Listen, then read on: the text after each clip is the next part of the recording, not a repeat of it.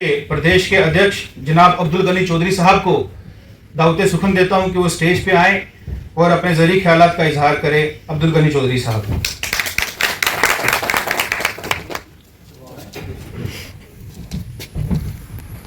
काबिल इज़्ज़त हर दिल अजीज़ leader Bharatiya Janata party Jammu Kashmir UT के प्रेसिडेंट ऑनरेबल एमपी जनाब सतपाल शर्मा जी, हमारे जम्मू कश्मीर लद्दाख यूटी के ऑर्गेनाइजेशन जनरल सेक्रेटरी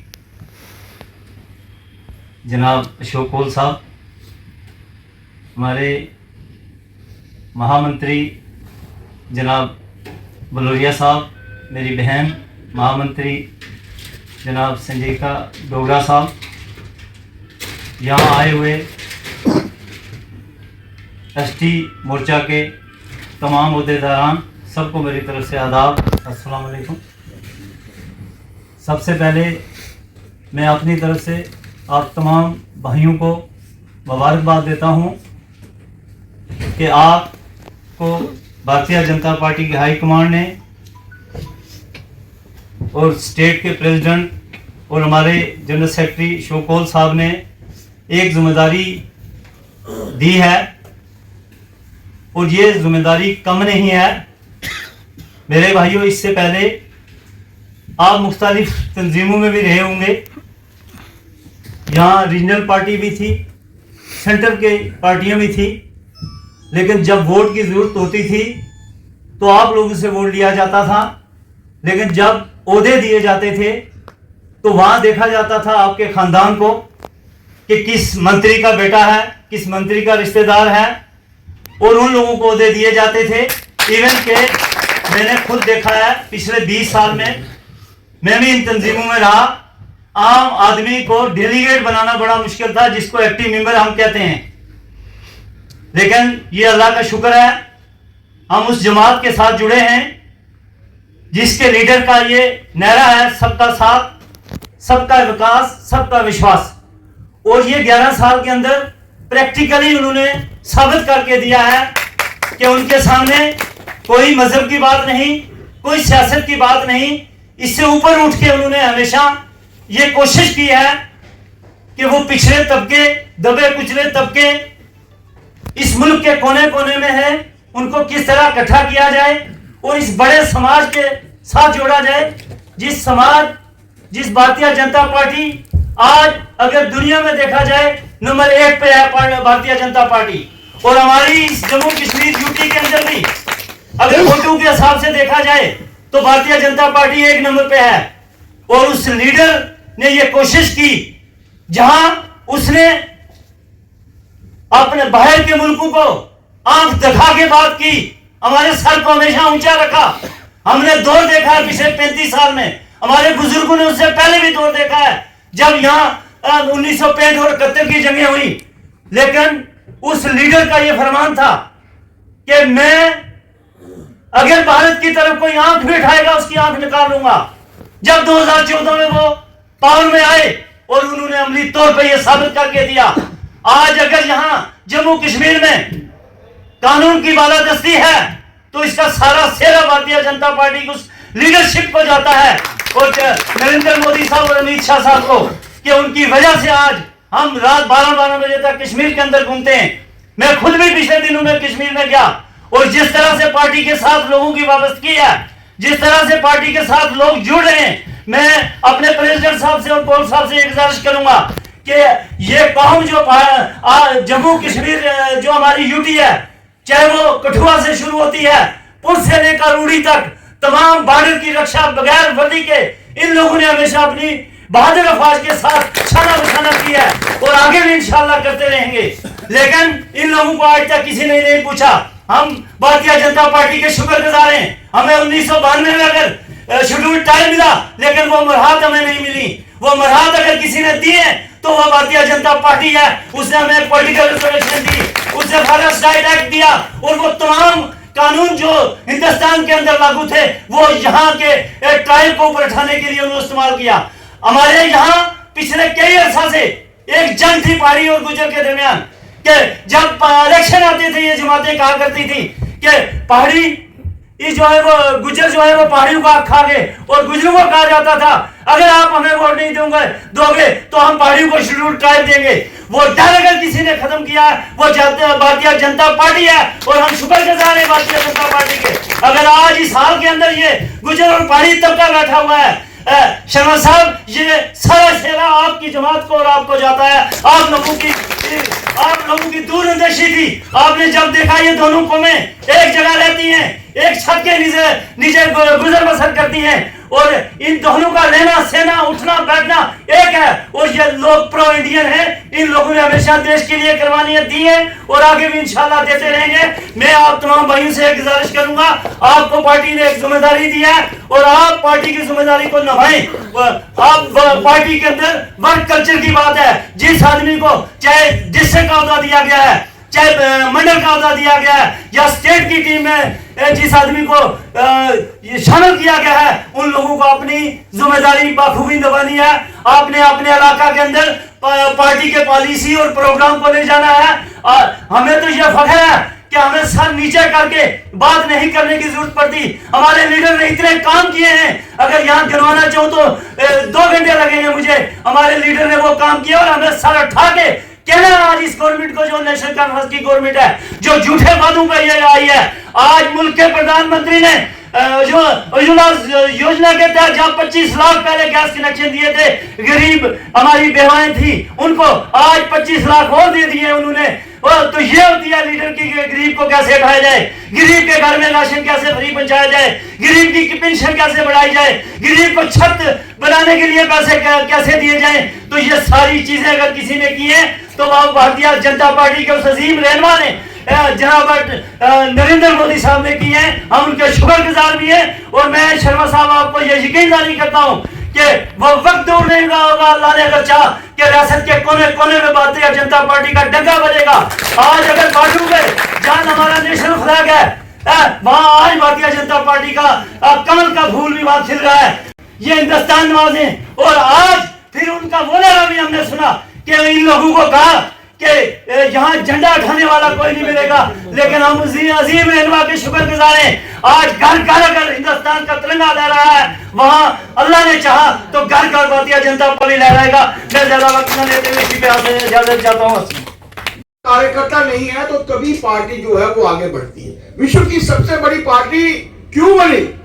क्योंकि हर कार्यकर्ता के मन में यही है कि मैं कार्यकर्ता हूं, मुझे नेता बनने के लिए काम करना है, वहां तक पहुंचने के लिए अपना भी सम्मान, अपने से जूनियर का भी सम्मान, उसको भी साथ लेकर चलना, और अपने से सीनियर की इज्जत करना, और आपकी टीम से भी करना चाहता हूं।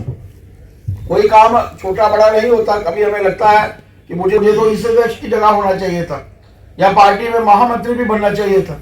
अब मैं अध्यक्ष नहीं, उपाध्यक्ष नहीं बन सका, मैं मंत्री बना दिया गया, या मैं उपाध्यक्ष बन गया, महामंत्री बनना चाहिए था। ये मन में रहता है, कभी ना कभी भाव रहता है। लेकिन कैपेबिलिटी कार्यकर्ता की तब उभर कर आती है कि जब वो जिस कार्य के लिए उसको बनाया गया है, जिस जगह के लिए उसको यहाँ कार्य जो है वो सौंपा गया है। अलग अलग प्रावधान रहते हैं, लेकिन इस पार्टी में कोई, जैसे मैंने कहा, कोई छोटा बड़ा तो नहीं है, हम तो कार्यकर्ता है। ये हो सकता है कि किसी ने पार्टी जो है 10 साल पहले ज्वाइन की हो, किसी ने 15 साल पहले ज्वाइन की हो, किसी ने 1 साल पहले ज्वाइन की हो, लेकिन उस स्तर तक पहुंचने का कार्य आप लोगों को जो है वो करना है। मेरी कैसी तवक्को है, और मैं एक्सपेक्ट करता हूं कि आज आप लोग भी जो है इस विषय को लेंगे। आप अपने कार्यों में तो बिल्कुल कार्य करेंगे। जो शोक जी ने आप लोगों को विषय बताया है कि कितने जिला के अध्यक्षों ने अपनी अपनी टीमों में डालने हैं, और उसके बाद जब मंडल बनेंगे, जम्मू में मंडल बनेंगे, जम्मू प्रोविंस में, और कश्मीर में जो है हम लोग कॉन्स्टिट्यूंसी को ही मंडल मानते हैं, तो वहां कॉन्स्टिट्यूंसी के मुताबिक वो मंडलों की जो घोषणा होगी वो आप लोगों को बताया है कि कितने उपाध्यक्ष रहेंगे, कितने महामंत्री रहेंगे, कितने सेक्रेटरी रहेंगे, कोषाध्यक्ष रहेगा। और इस सारी टीम को लेकर जो बिल्कुल ठीक कहा गया कि हम सब जानते हैं कि अब मुझे ध्यान है जब पुंछ में मैं घड़ी साहब आपको बताना चाहता हूं कि एक बार हम लोग चुनाव लड़ाने की मैं प्रक्रिया की बात कर रहा हूं। टिकट लेकर हम लोग गए कि वहां जाकर कोशिश करें कि ये 3 हमारे कार्यकर्ता हैं, उन दिनों में हमारे वही कार्यकर्ता थे 3, उन कार्यकर्ताओं में से एक कार्यकर्ता को टिकट देनी। हम ये भी तैयार नहीं थे कि किसको टिकट देनी, कोई टिकट लड़ने के लिए तैयार नहीं थे। कारण ये था कि वो सब जानते थे कि कितने वोट जो है वो मिलेंगे, 4-5 हजार इसी रेंज में हम लोग रजौरी में भी रहते थे, 7,000 रजौरी में हो जाते थे। और इस सारे क्षेत्र में कई क्षेत्र तो ऐसे हैं, वहां पर हमारे इकबाल साहब जीते हैं, मुझे इकबाल साहब हुआ उनके माध्यम से हो रहे हैं।